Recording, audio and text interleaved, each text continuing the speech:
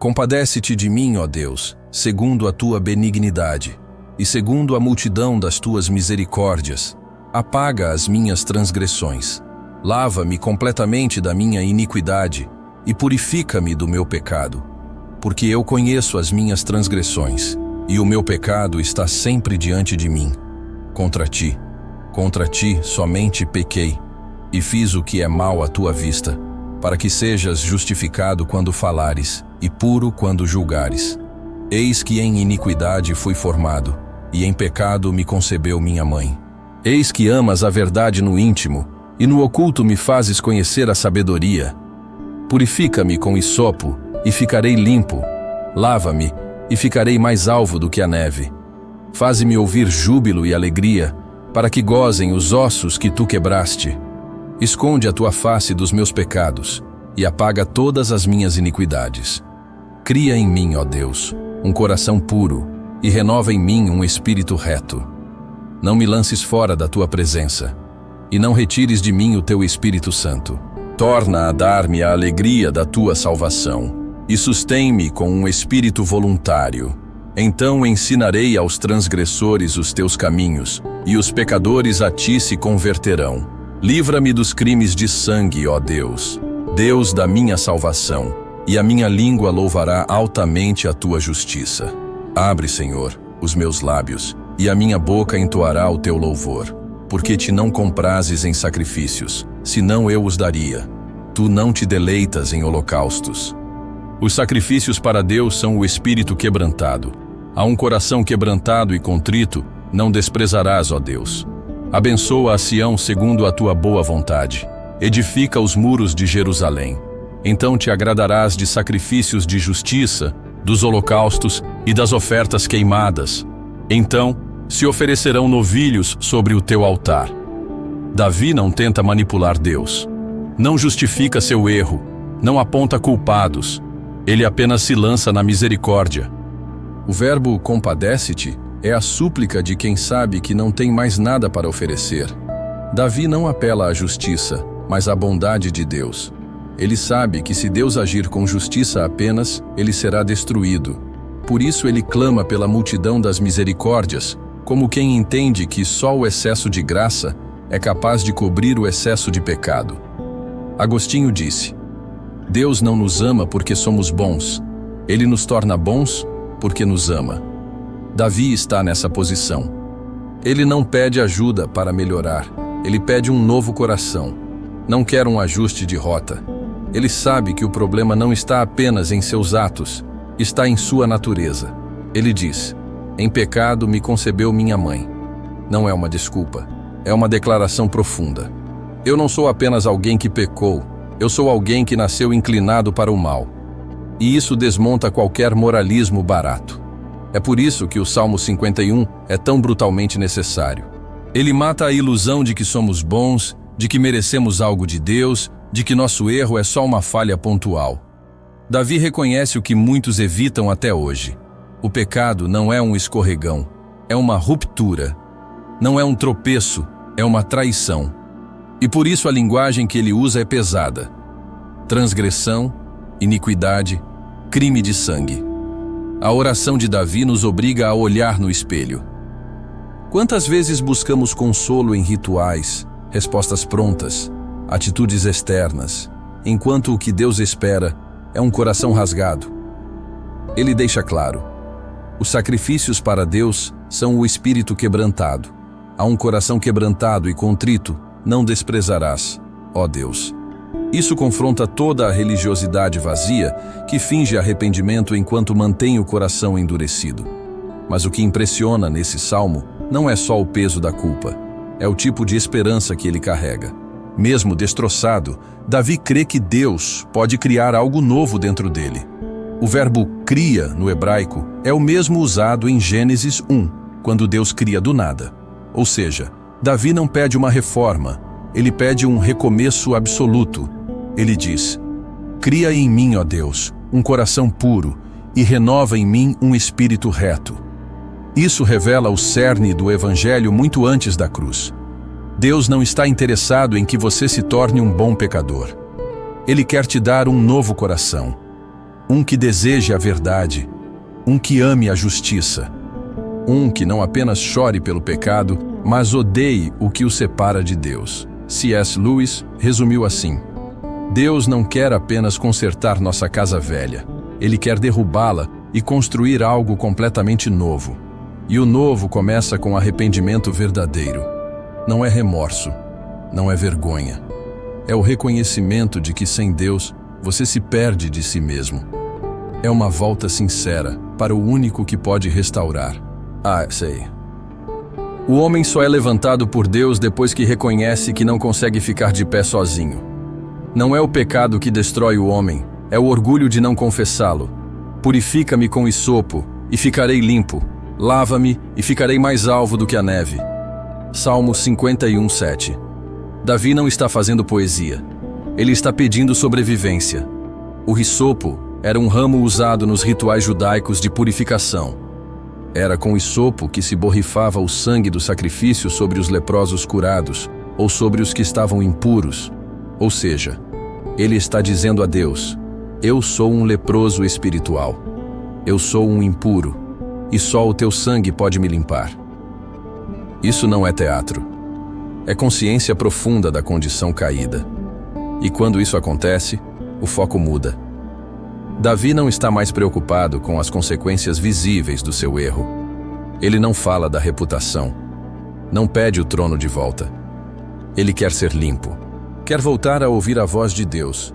Quer sentir de novo o júbilo e a alegria, não de coisas externas, mas da salvação. O problema do nosso tempo não é a falta de pecado, é a falta de reconhecimento do pecado.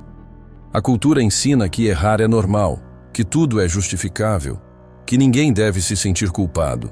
Mas isso não é liberdade, é entorpecimento moral.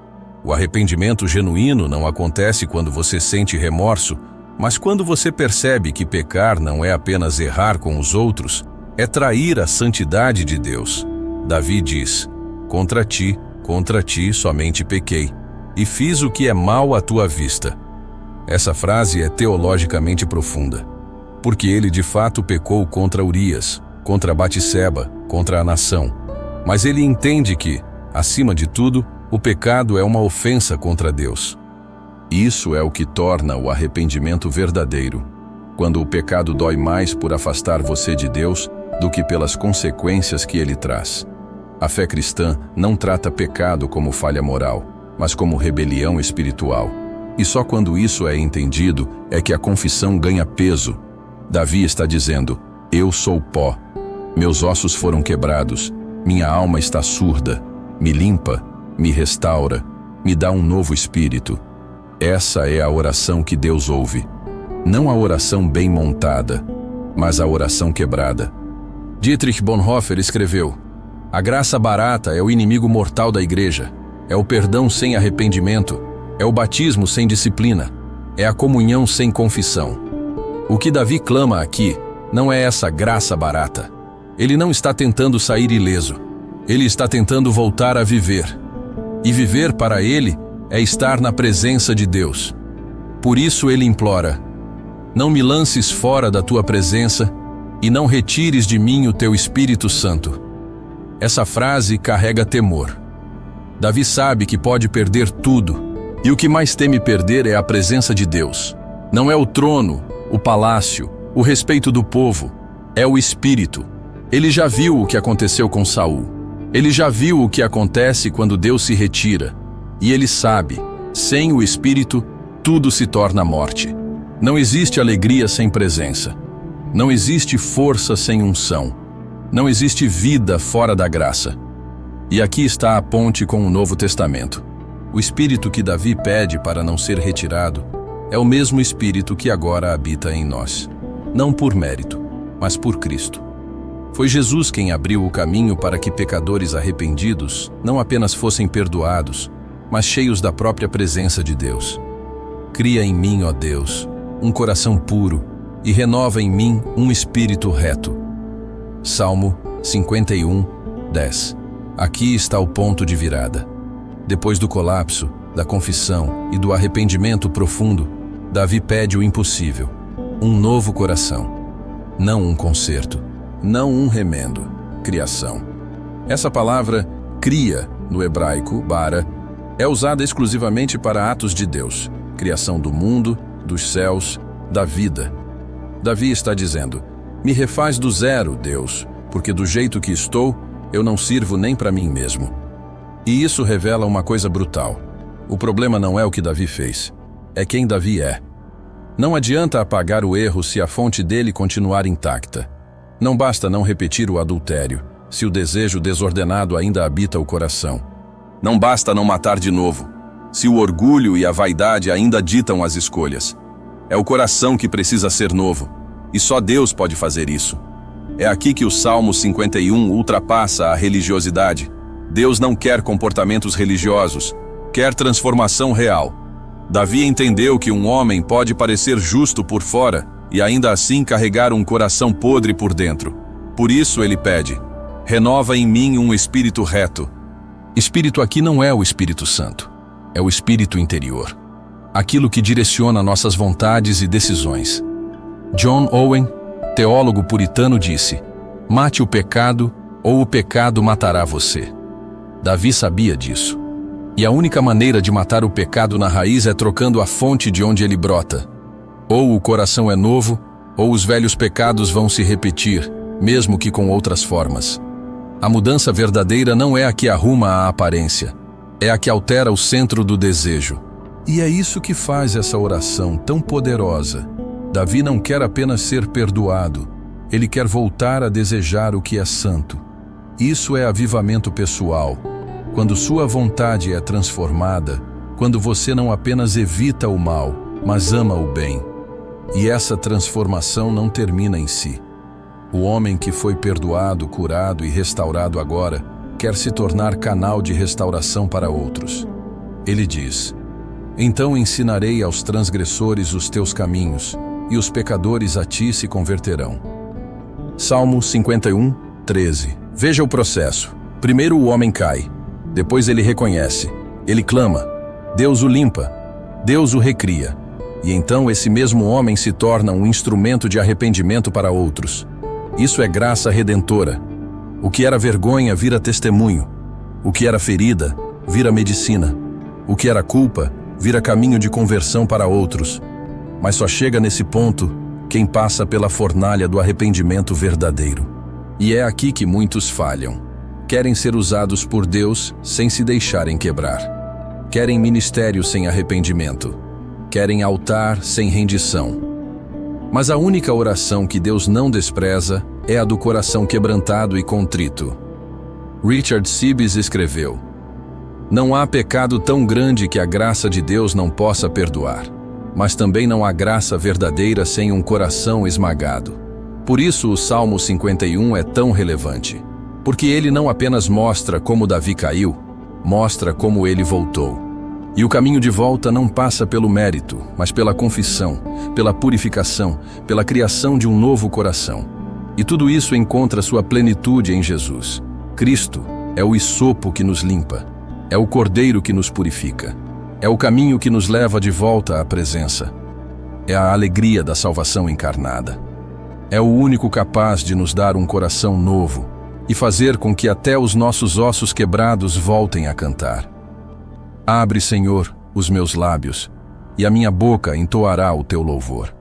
Salmo 51, 15. Davi, depois de ter clamado por misericórdia, confessado seu pecado, suplicado por purificação e um novo coração, agora deseja voltar a louvar. Mas repara, ele não se atreve a cantar por si mesmo. Ele diz: abre, Senhor, os meus lábios. Isso mostra que até o louvor, para ser verdadeiro, precisa ser ativado por Deus. Ele não quer emitir palavras religiosas. Ele quer entoar louvor autêntico, gerado a partir da restauração real. Muita gente canta, prega, ministra, mas os lábios ainda estão fechados diante de Deus, porque o verdadeiro louvor não vem de uma vida correta, vem de uma alma transformada. Louvor não é performance, é resposta. E só louva de verdade quem passou pelo vale da confissão e foi levantado pela graça. Isso é ainda mais claro quando Davi diz: por que te não comprazes em sacrifícios, senão eu os daria? Tu não te deleitas em holocaustos. Salmo 51:16. Ou seja, religiosidade não engana Deus. Se fosse só uma questão de fazer rituais, Davi já teria resolvido. Ele era rei, podia oferecer quantos bois e cordeiros quisesse. Mas entendeu que o que Deus quer não é o externo. Deus quer o espírito quebrantado, quer o coração que sangra e se curva. Porque isso é sinal de que houve arrependimento genuíno. E isso toca num ponto crítico. Hoje, muitos querem resolver suas crises espirituais com sacrifícios modernos, campanhas, votos, jejum por interesse, religiosidade mecânica, mas continuam sem transformação. Porque o que Deus busca é profundidade. O que Ele honra é rendição. O que Ele cura é quem se entrega inteiro, sem reservas, sem máscaras. Charles Spurgeon disse: Deus aceita o coração quebrantado, mas Ele não aceita o coração dividido. Essa frase resume o Salmo 51. Deus não despreza quem se despedaça de verdade, mas resiste ao orgulhoso. Davi sabia que o maior obstáculo à restauração não era o tamanho do seu pecado, era a tentação de não se humilhar. Por isso ele joga tudo no chão. Ele para de tentar parecer forte. Ele admite tudo. Ele se despe da pose de rei e volta a ser apenas um homem diante de Deus. E aí o louvor volta, não como ritual, mas como fruto de vida nova. Porque quem foi perdoado de verdade não louva a Deus por obrigação, louva por respiração. É natural, é inevitável. Quem teve os pecados apagados não precisa de estímulo para adorar. A gratidão explode por si só. E Davi termina com uma intercessão que revela um coração restaurado. Abençoa a Sião segundo a tua boa vontade, edifica os muros de Jerusalém. Salmo 51:18. Ou seja, quem foi curado de si mesmo começa a se preocupar com o povo. O olhar deixa de ser apenas individual. Davi entende que a restauração pessoal precisa virar restauração coletiva.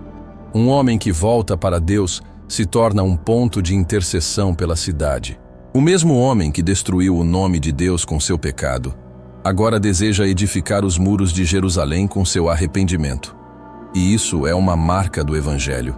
O pecado isola, a graça reconecta, o egoísmo afasta, o arrependimento aproxima. E quando o espírito é restaurado, o louvor sobe, o testemunho cresce e os muros começam a ser reconstruídos.